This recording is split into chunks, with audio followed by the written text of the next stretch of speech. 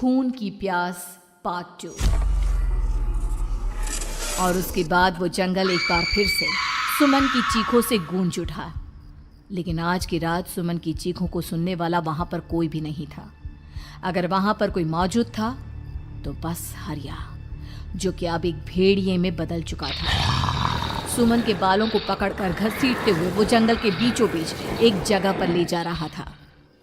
अगली सुबह गांव में। अरे भाई, पता नहीं क्या बात है, अपने गांव का हरिया किसान और उसकी पत्नी सुमन दोनों गायब हैं।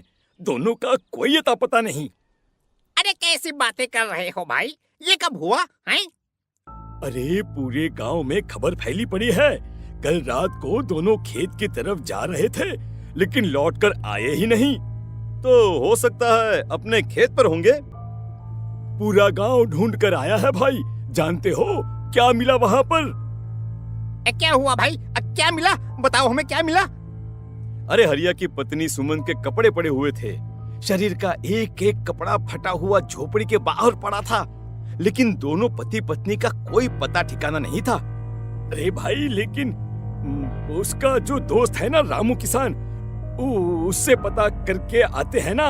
अब तक तो दोनों साथ ही खेत पर जाया करते थे। हाँ, हमें उसके घर जाना चाहिए भाई। चलो चलो वहाँ चलते हैं, चलो।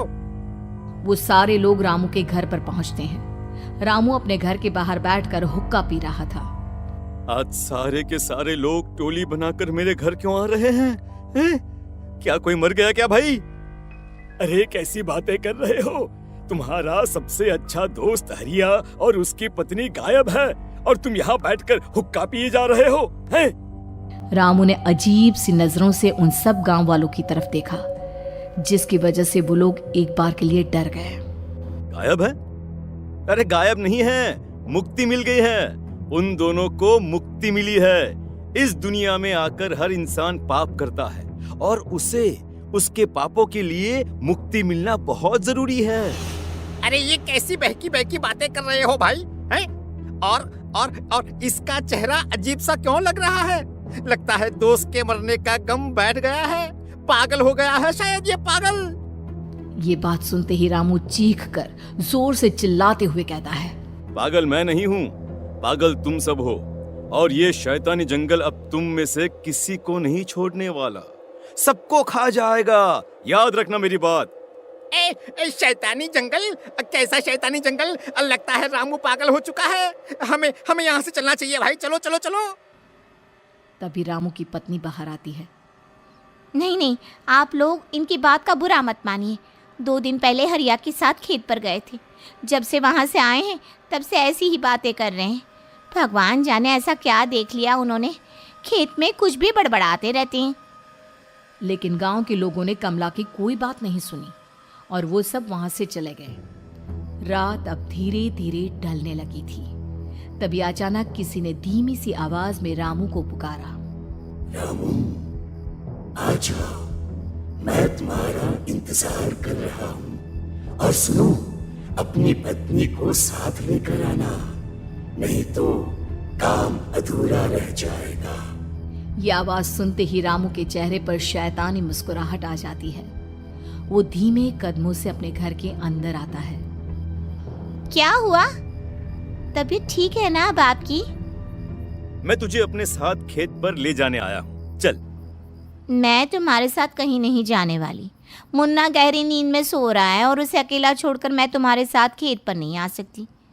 वैसे भी तुम्हारे उन खेतों में भगवान जाने कौन सा राक्षस घूम रहा है, मुझे तो डर लगता है। रामू गुस्से में दांत पीसता अपनी झोपड़ी से बाहर आ जाता है और कमला गहरी नींद में अपने बच्चे के साथ सो जाती है। तभी अचानक रात को रामू की झोपड़ी के ऊपर एक साया वही गाना गुनगुनाते हुए घूमने लगता है जो हरिया के मोबाइल में बजा करता था। मैं मौत हूँ, मौत हूँ, मौत जो पसरी है चारों ओर, जो आएगी कहीं से भी निगल जाएगी सबको। मैं मौत हूँ, मौत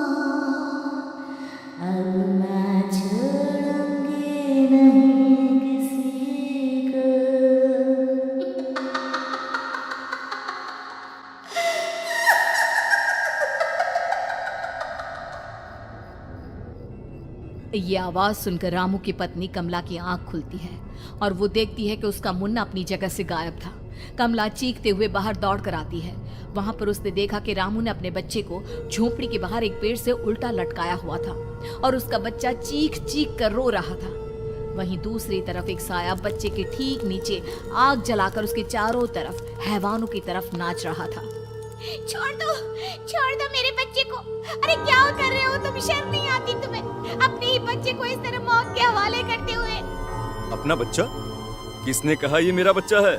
अरे ये तो उस रामू की औलाद है, इस गांव के किसान रामू की, और मेरी दुश्मनी इस गांव के हर इंसान के साथ है। क्या? कैसी बात कर रहे हो तुम? और ये औरत कौन है? ये मेरे बच्चे को खा जाएगी। तभी अचानक से उस साया ने एक बेहद खतरनाक दिखने वाली औरत का रूप ले लिया और उसकी आंखों से आग निकल रही थी। सही पहचाना तूने, मैं तेरे बच्चे को खा जाऊंगी। अगर तू अपनी इस हैवान पति रामू के साथ जंगल नहीं आई तो मैं तेरे बच्चे को खा जाऊंगी। लेकिन क्यों? आखिर क्या चाहती हो तुम मुझसे?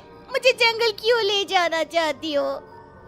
औरत बुरी तरह से ठहाके मार मार कर जोर जोर से हंसने लगी और साथ में रामू भी। ये तो तुझे वहां चलने के बाद ही पता चलेगा ना। अगर तू नहीं आई तो थोड़ी देर में तेरा ये बच्चा आग में जलकर मर जाएगा। चल जल्दी। नहीं, मेरे बच्चे को छोड़ दो। तुम जहाँ कहोगे मैं तुम्हारे साथ चलने के लिए तैयार हूँ। और उसके बाद उस बच्चे को झोपड़ी में लिटाकर आगे आगे वो साया चल रहा था और उसके पीछे पीछे रामू अपनी पत्नी के बाल पकड़कर उसे घसीटते हुए जंगल की तरफ ले गया। जंगल में जाने के बाद, कितनी खूबसूरत हो तुम। आज की रात बस तुम और मैं एक दूसरे के साथ रहेंगे। मुझे तुमसे बहुत डर लग रहा है। तुम्हें क्या हो गया है? तुम तो बिल्कुल ठीक थे। वो होगा जो हमारे बीच होना चाहिए। तो आओ अपने आप को मेरे हवाले कर दो। कमला ने डर की वजह से अपनी दोनों आंखें कसकर बंद कर ली थी। रामू ने बुरी तरह से चीख कर कमला से कहा, आंखें खोलो अपनी और मेरी तरफ देखो। कमला ने जैसे ही अपनी आंखें खोली उसने देखा कि रामू एक खतरनाक खूनी हैवान में बदल चुका था। कौन हो तुम? जाने दो मुझे। क्या चाहते हो मुझसे? वही जो एक आदमी एक औरत से चाहता है। मैं तुम्हारा पति रामू नहीं, बल्कि इस जंगल का एक भेड़िया हूँ, और आज की रात तुम्हारे खून से अपनी प्यास बुझा जाऊं। और उसके बाद वो जंगल कमला की दर्दनाक चीखों से गूंज उठा। अगली सुबह कमला के कपड़े भी जंगल में उसी तरह पाए गए जैसे कि सुमन के पाए गए थे। इस घटना के बाद पूरे गांव में दहशत का माहौल था। अपने माँ बाप की मौत और गांव में हो रहे इस तरह की घटनाओं की खबर सुनकर किशन शहर से गांव लौट आया था। अपने माँ बाप की बेदर्द मौत की वजह से वो बहुत परेशान था। तभी अचानक उसे अपने घर में खाट के नीचे पड़ा हुआ वो मोबाइल फोन मिला जो उसने अपने पापा हरिया को गिफ्ट किया था। अरे कितने प्यार से पापा के लिए मोबाइल फोन लेकर आया था। इसे एक दिन भी काम में नहीं ले पाए।